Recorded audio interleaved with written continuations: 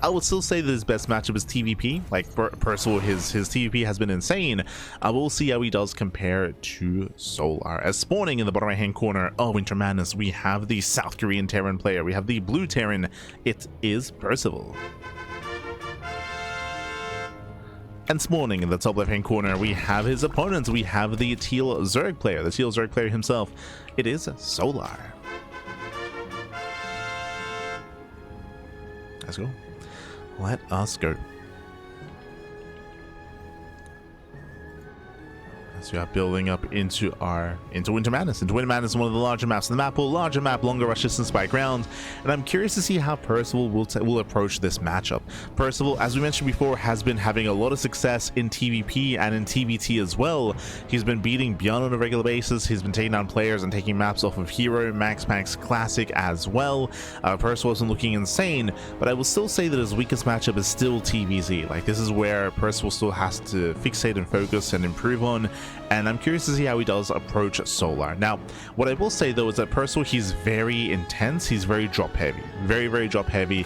He has a lot of micro, a lot of multi-prong aggression, on par if not greater than Bjorn, to be honest, when it comes to his multi-prong aggression. It's been impressive to see Percival as of late. It's been very impressive. What I will say though is that because he's so drop heavy and so multi-prong aggression heavy, what I will say is that if the prongs fail, like if they start to be cleaned up, then Percival does lose a lot of momentum. Like, he's hyper fixated on getting damage done, on pulling apart his opponents, getting into the economy, getting into bases, and if he fails to really do damage, then things look quite dire for Percival. At least that's what we've seen in recent times. So we'll see if he does play that style here against Solar. Likewise, because of the drop heavy play that Percival is very fond of, Muta play makes sense here, especially on Winter Madness. Winter Madness is a larger map, a longer rush distance by ground. Muta play is more and more common as of late, especially on these larger maps. We just saw Mutas on Mothership, but we could see Mutas here on Winter Madness as well. So they are very much so viable. Let's go. I guess commenting on the Mutas are not great comments in the chat. Mutas, they have seen a resurgence in recent months due to the recent patch, so that would have been back in November. But of course, the Mutas are now more accessible in ZvT, and we have been seeing them more in all matchups actually. I'm not saying that they are like meta or that you see them every game, but in a best of 3 or a best of 5, you do expect to see them at least once. I will still say that Muta play is still quite heavily reliant on not being scouted, and we saw that against Bjorn, right? Bjorn, he failed to scout the Spire, failed to scout the Mutas. I will still say that Muta play still is reliant on that kind of surprise factor, for sure.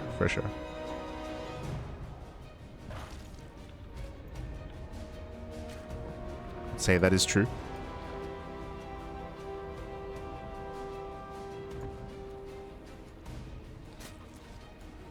Behind this, we have our third TC into our 1-1-1 standard economic opener out of Percival.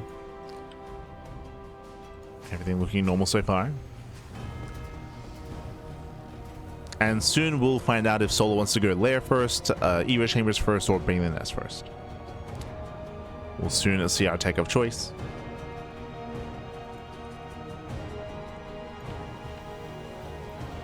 Oh, hello. Going for a 3cc 1-1-1, no add-on here, no tech lab, no add-on swap, going into a Liberator first. Interesting. Does go for the Liberator. And this would be risky if we had, say, Roach play or a Roach Horn being thrown down. But Soul's playing standard, no Roaches to be concerned about. And Liberator's moving out for some economic damage.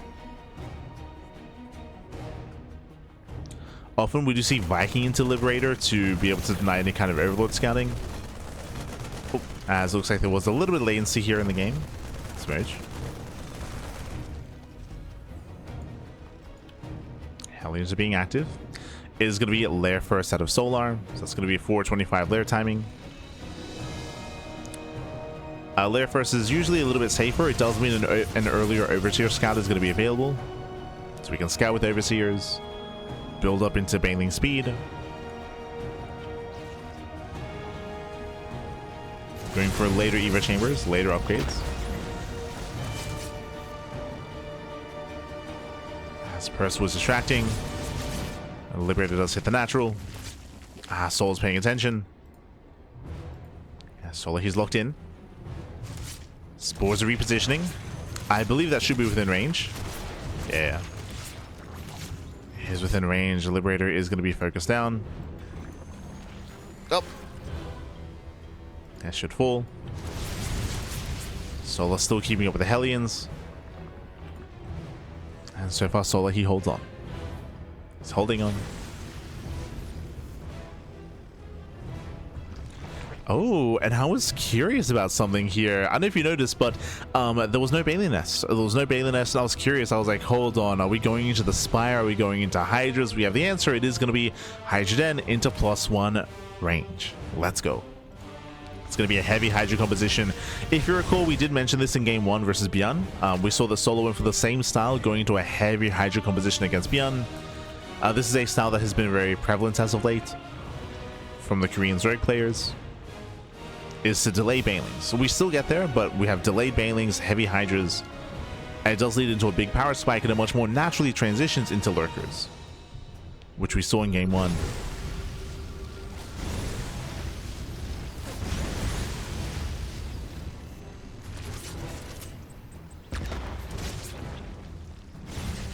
But again, Ling Bane is a very fragile composition. It's very lava intensive as well. Going into Hydras like this, it's a way to have a bit of a more robust early game. Early to mid game,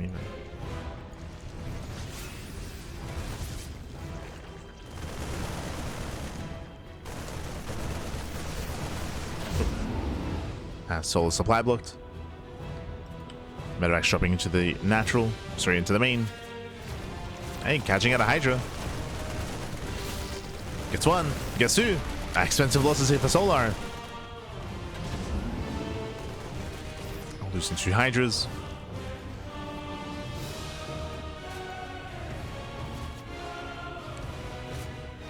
Medevac trapped.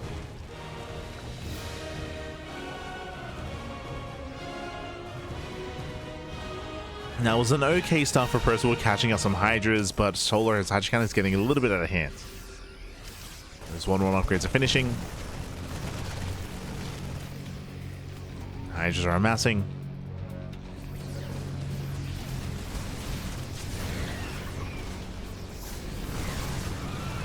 Catching up with the Hellbats. Yeah, Marine's going to be focused on as well. Double drop does unload, does hit the mineral line. Gets a queen. Oh, but no drones.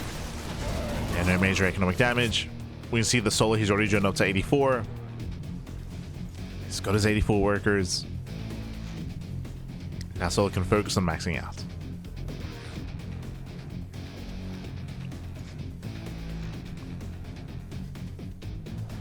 Focus on his Ling Bane Hydra. He's made it. Some nice pickups here, getting a Hydra. Getting 2. 2 Hydras going down, but Solar, he should soon commit across the map. He's just waiting for his upgrades. Waiting for baneling speed. Oh, we do catch 2 queens. Not bad.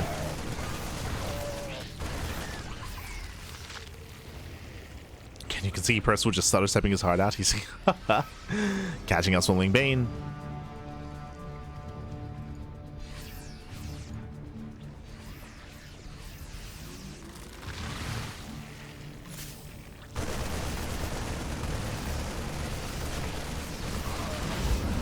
Stims in. Right, drops into the main. Getting another queen. Is getting out of hand. We spoke about this earlier at the start of this game. How Percival is typically very drop heavy. We have a drop here towards the south side, drop into the main, and drop outside of the natural as well. Drones are going down. Queens alongside them. Oh, these are my shots. Decent connections. And this is typically where Percival thrives. I stand by what I said earlier as well, that if this fails to get damage done, then he typically falls behind. So far, it's been worth it. Oh. It's been Percival catching out workers, keeping Solar busy. Back at home, Percival is building up his 4 CC, getting to his own bio tank. Percival needs a little bit more time. He still needs more time. And Soul is taking. Hive is on the way. This should lead into Lurker tech, but we'll see. No Lurker Den yet.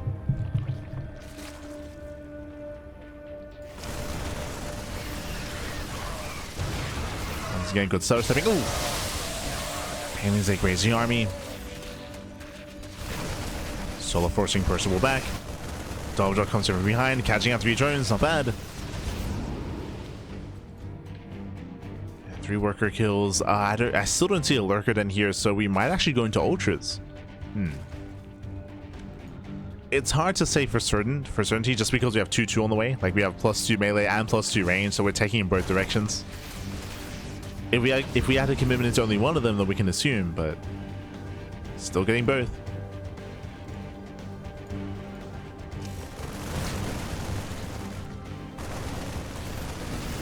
There it is. It is going to be Lurkers. Okay. Taking into Lunkers. Oof, Jesus. Yeah, nice mine shots.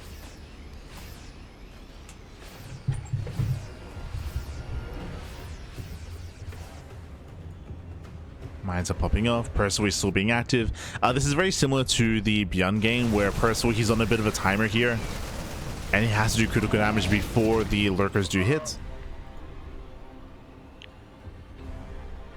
And you can see the drops for Percival, they're slowing down. Yeah, the drops are slowing down.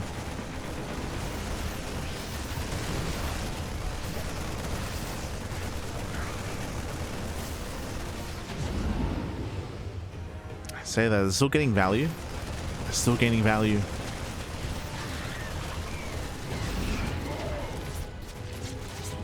Oh.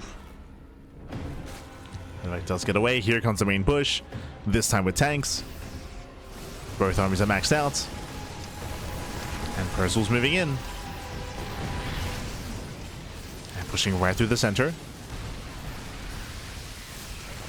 Slowly he attempts to collapse forward. And committing into the army. So far, disobeying connections. We're getting some of the tanks. Yeah, there's not enough here. Yeah, not enough here. Every tank does go down. Solar cleans up. And the scariest thing here are the Lurkers. Lurker range is on the way. There we go. 7 Lurkers now morphing in. Where's the detection? There we go. Cleans up the minefield. And again, this is nice damage here from Percival getting 6 drones, but this is not good enough. It's not good enough. Not anymore. Percival is now switching to Ghost into Liberators. Unlike Beyond Percival, he does have a better transition in towards the mid to late game. Ghosts are mastering Liberators as well, but alas, Percival, he needs more time. Oof.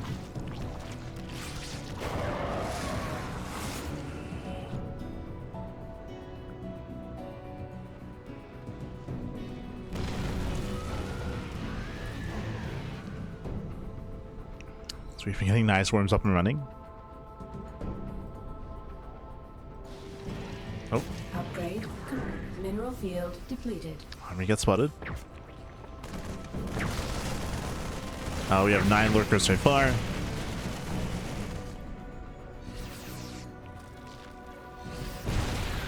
Free tanks in the center. I'd say free tanks. The mines do punish.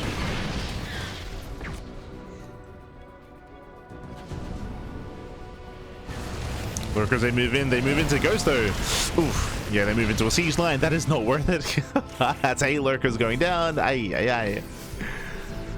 Yeah, Solar, he was trying to be cheeky and trying to push in towards the 3rd base and hoping that maybe Percival was out of position. Speaking of being out of position though, we do find some damage here. Yeah, Planetary is completely on its own. Not like this. Planetary goes down. Percival is down to 4 expansions.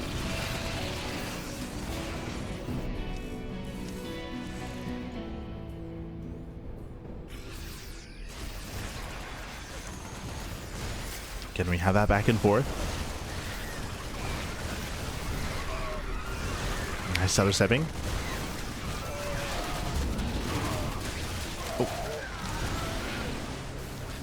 Pushing out a ghost, getting on top of the tanks. Last Percival he is punished. At the same time, another lane counterattack here at the mineral line. We're trading bases. We're trading mineral lines. There's a lot of drones going down. Drones are falling. That CC does not lift. Kills the command center. Hatchery also does go down. We're getting messy.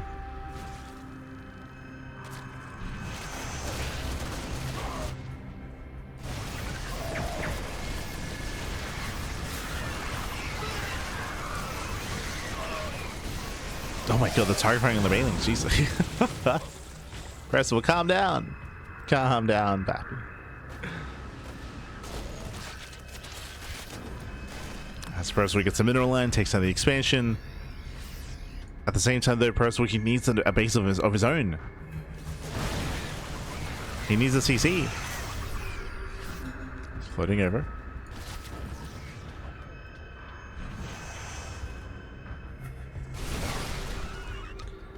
He's floating. Distracted by drops. More bases going down. Percival is popping off. Does get caught out for a moment here, though. Oof. Still little things going down. Does come from behind, does get one of the tanks. Second tank goes down as well. But he cannot push into all these ghosts. There are just so many of them. Solar being cheeky. Bold infestors. He's being cheeky. Alas, he only has the one infestor. Gathering energy as we speak. First, we finally does get a 5th base up and running. But Solar, he wants that 5th. He wants a planetary. And he's not a planetary yet. Oof. Yeah, there's no shot we can push into this. There are just so many tanks. Nice into the main. How many lurkers? 9. And the Nice will finish. Wow, the Nice does finish up. Percival, late reaction, late scout, late realization. Lurkers are coming. A little bit delayed here when it comes to lurker aggression, and also not all of them were unloaded.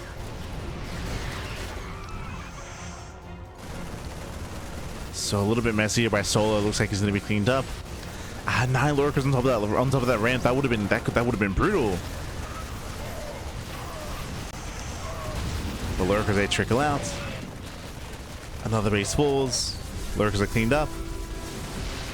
I say that there's 2 lurkers left. True. It's being annoying. And Yosoli's had enough. He's just pushing right through the center. Trying to catch out some free tanks. And 2 tanks pulls away.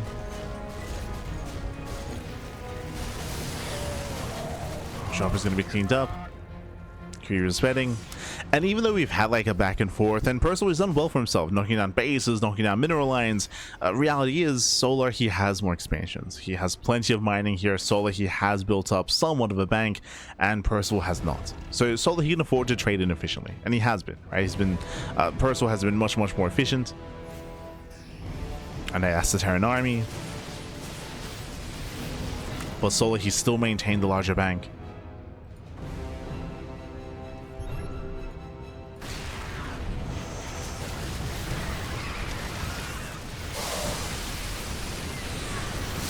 And now collapsing in. Collapsing in, catching up the bio. Ooh, cannot commit into the planetary. Jesus. that's a lot of snipes. Once again, trading bases. Oh, Stones. Oh no, they can't get away. No.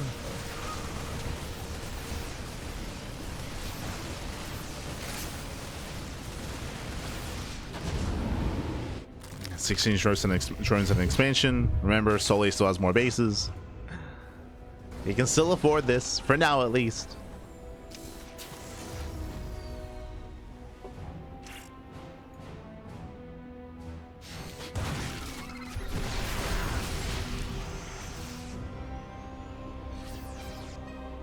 That's Percival's reinforcing. For the most part, he's established center right. Now pushing bottom left. Okay, so Percival, if he can knock down this expansion and take it for himself and for his own, then he can start to swing things in his favor. I mean, again, he's already out trading. Alright, just moving in, getting into the first tank. Snipe swapping up. Ooh, trying to force some friendly fire. Cheeky moves there by Solar. Does not get on top of the Ghost. And Ghost a punish. Overseer's going down. Who punishes who? Gets one Ghost. Oh my god. They're trying to force friendly fire. That's a lot of Ghosts going down. Heavy losses there for Percival, and he's been broken. Ah. Yeah, finally, Percival, he has been broken, losing every single Ghost, losing the main expansion. And Solar has done it. He has broken the back of Percival. That was it. That's he had to make a stand. That was Percival's moment. And he fails to hold on. Oh, the fungal's back. Oof. Fungal catching out the main army. The chain fungals collapsing on top of the final Ghost.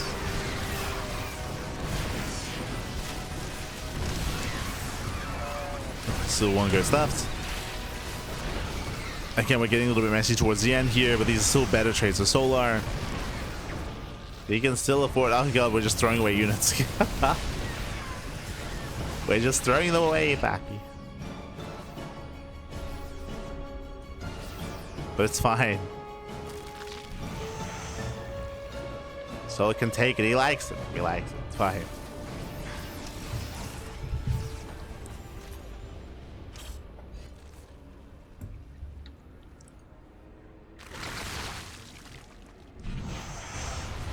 Solar's just gearing up here for that final push. Percival does take down one of the bases. Line of cloud on the tanks. Gets one, gets two. As I mentioned, like, there's just no Ghosts here. We have 2 Ghosts left. The Ghost count was reset earlier. That was an army that the last Percival could not afford to lose. Now lunging on the CC. At the same time, Percival does get across the map and he does get into the mineral line.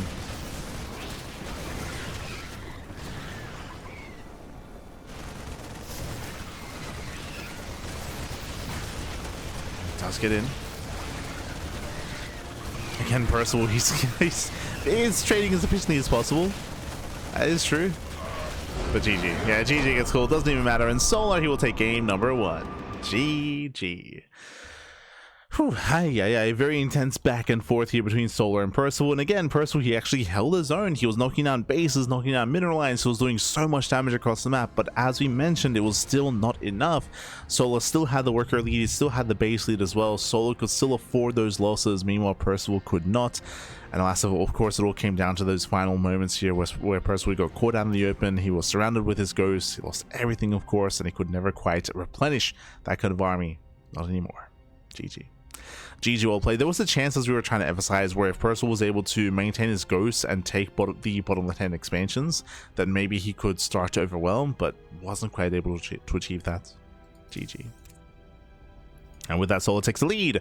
Now we're going to be loading the game number 2. What I will say is that Percival, he did look actually more impressive than Bjorn in this series, but he also had a different approach, right? Like, Bjorn was hyper aggressive and was going for 8 Raxes and 9 Raxes and 3 base all-ins.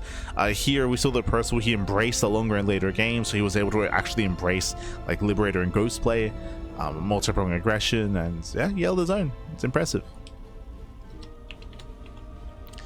Here we go. Spawning in the top left hand corner of Ruby Rock, we have the blue Terran player, the South Korean Terran. It is Percival. And spawning in the bottom right hand corner, we have his opponents. We have the South Korean Zerg player. We have the Seal Zerg leading the series 1-0. It is Solar. Here we go. I think one of the other reasons why Percival did so well in that last game was that the lurker play from Solar was very lackluster. If you recall, we saw 9 lurkers dive into the Nidus worm and they didn't really come into play. There was potential when the Nidus got up and running. I was like, yo, if he can unload all his lurkers and take over the ramp, then that could be game. But he never quite did. He never quite did commit, never got on top of the ramp. So the lurkers were a little bit lackluster. Now we're getting into game 2.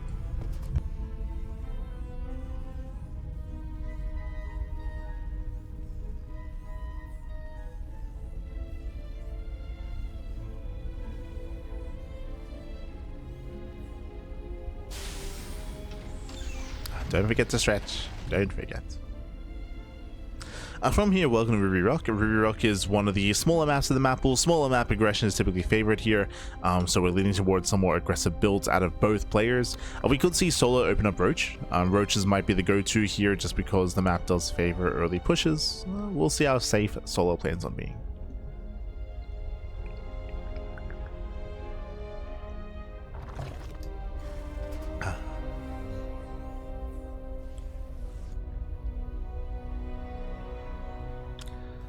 So this is going to be a standard open out to Percival. No 2-rank Reaper this time. Nah.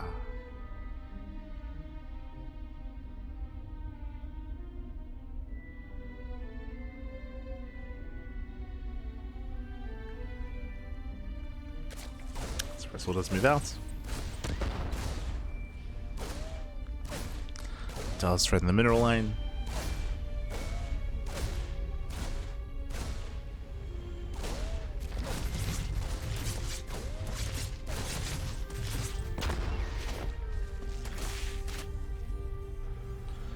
And behind this, we're going for a third CC before Starport economic build out of Percival. So far so good. Standard opener, likewise solo claiming his third. Joining up, pulling out of gas. Pretty tame start.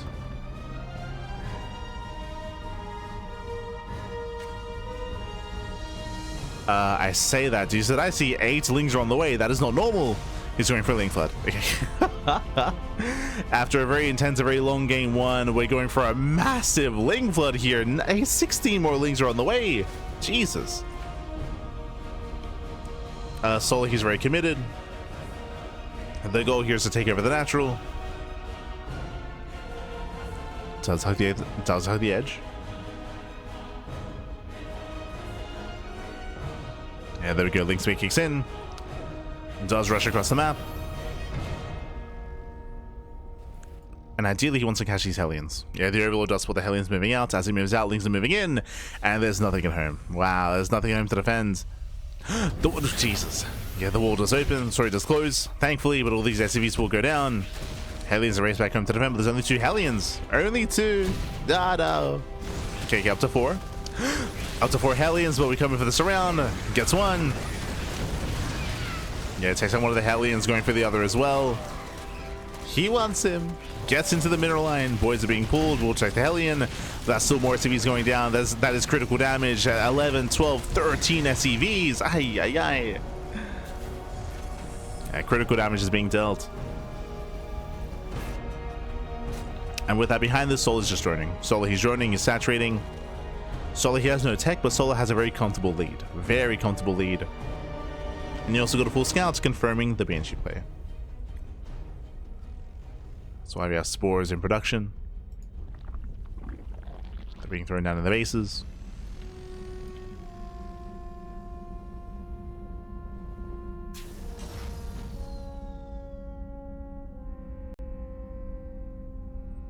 Percival, he needs to find some damage. Now, because of all this aggression, the lair is quite late. This is a 5-minute lair, when typically we see one much earlier, of course. And we have roaches. Okay. So it looks like Solo, he's going for a roach all-in. I mean, he's ahead, so it makes sense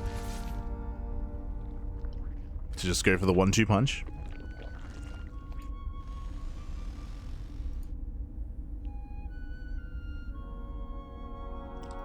As this should lead into roach speed. We are actually getting double Evo chamber. Never mind. My assumption was that we were going to be hitting without any upgrades, but no, it looks like we're going for a 1-1 timing. This will be hitting much later. Yeah, much, much later.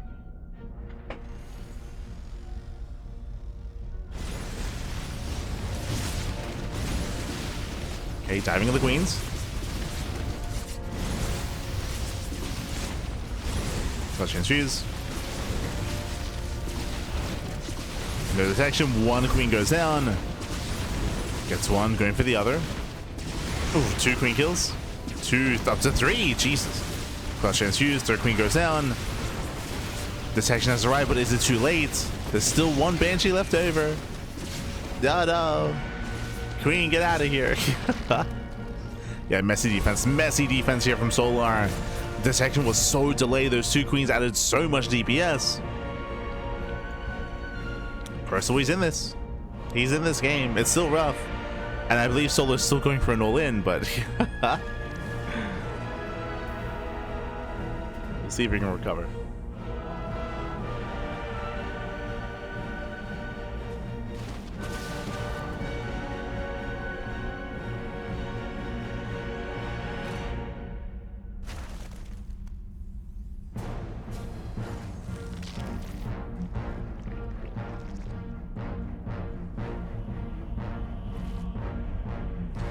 Solar, he's massing up those roaches. As you mentioned, in my mind, Solar is not going to be joining from here. Banshee does get a full scout. Hey, does scout, does confirm. Oof. But Percival, he does get eyes on the roach warren, so now he knows what's coming his way. We need tank lines, bunkers, depots, Sim City. But we're on Ruby Rock. I mean, this map already favors aggression to begin with.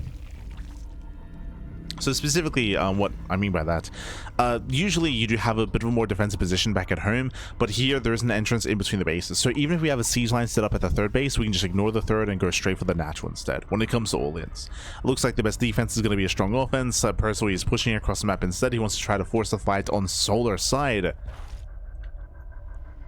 But remember, Solar, he has not been joining. He's not been joining for quite some time. Solar, he's ready.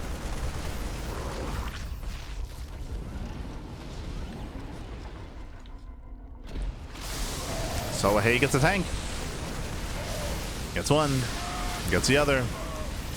0 tanks left, and this will trigger a counterattack. Aliens are dealt with. Solar, he commits. Back at home, we have 1 tank to defend.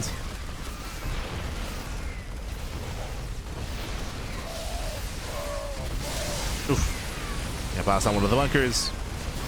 Pushing further in. A couple of Ravagers do go down. The battle zone quite connects, so some messy fights here from Solar. It's very messy, but he still breaks through. Yeah, still takes down the tanks, takes down the bunkers. As I mentioned before, Percival, he was woefully underprepared. He did not have his siege line set up, but more importantly, he lost so many workers early on, and now that's going to be too much. Yeah, Solar, the 3-base all-in has arrived. He's got his Match Roach Ravager. Knocks down the front door.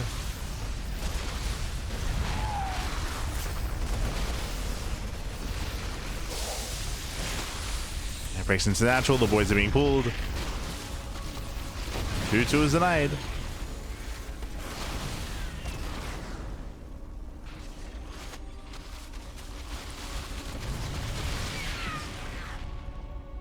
Yeah, denies 2-2, and now Solar starts running. Now he starts to join up.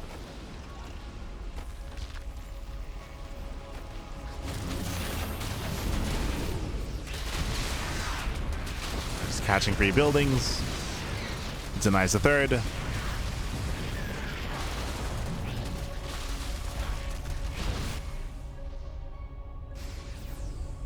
From here, Solar can back off, build up. Infestation bits on the way. Hive Tech is going to be in the horizon. More expansions. Now, the one thing that Percival has is drop play.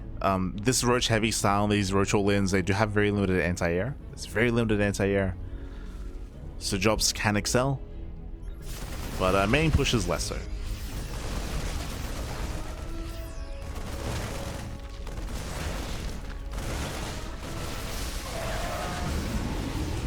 Let's pick up.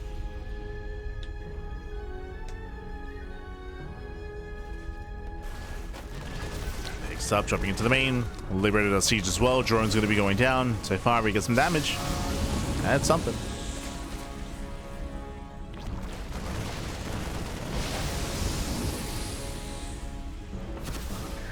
Oh, the miles! Oh my god. Cuidado, papi, cuidado. Full Metavic goes down. Solar, he's maxed out. He's maxed.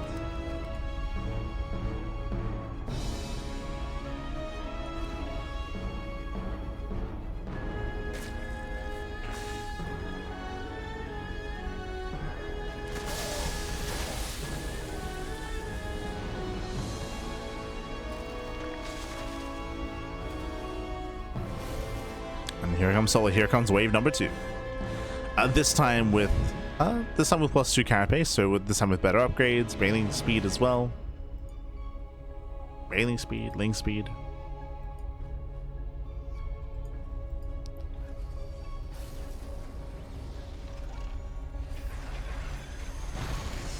So let us siege.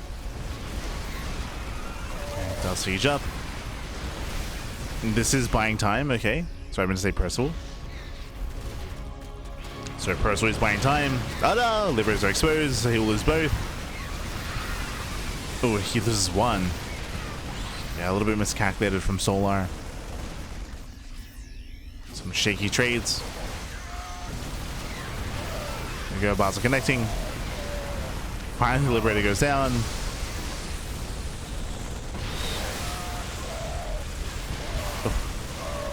And from here, we're just reinforcing. And more Lings are on the way, more Banelings as well. We're slowly transitioning out of purely Roach Ravager into a more Ling Bane heavy composition. Well, these Liberators are being so annoying. He gets one. Oh, yeah, just the one. He just powers on through. Gets past the liberation zones, getting in some of the tanks as well. And he has done it. And so he has done, he has broken through, he overwhelms. Again, game 1 was very close, very back and forth. Here in game 2, just hyper aggression out of Solar. He had enough, and GG Solar, he will claim the series 2-0. Whew. GG, well played. Again, a much more aggressive game 2 here from Solar. Winding up back, game 1 was a very long, very intense back and forth late game between Solar and Percival. Here in game 2, Solar went for a Link Flood. He went for a very early Link Flood. He was able to catch Percival with his pants down. With that Link Flood, he crippled Percival. He didn't kill, but he did cripple, and that allowed for the follow-up 3-base all-in with Roach Ravager. It was 1-1 upgrades, 3-base saturation, 66 drones, no drones at the 4th base, pure Roach Ravager. It was enough to break the 3rd and break the economy, and then just build up from there. Just build up from there, droned up a little bit, teched up. GG. GG, well played. Whew, but again, a very intense back and forth. Solar, he does advance on to the grand finals, and Solar's going to be waiting for the winner of the next series. It is going to be a best of 3 between Clem and MaxPax. Hi. Until then, though, we're going to be going on a short break. We're halfway through the broadcast. Up next, we're going to be covering Clem versus MaxPax, and we'll be following that into Solar in the grand finals. We'll see you soon. See you soon after the break.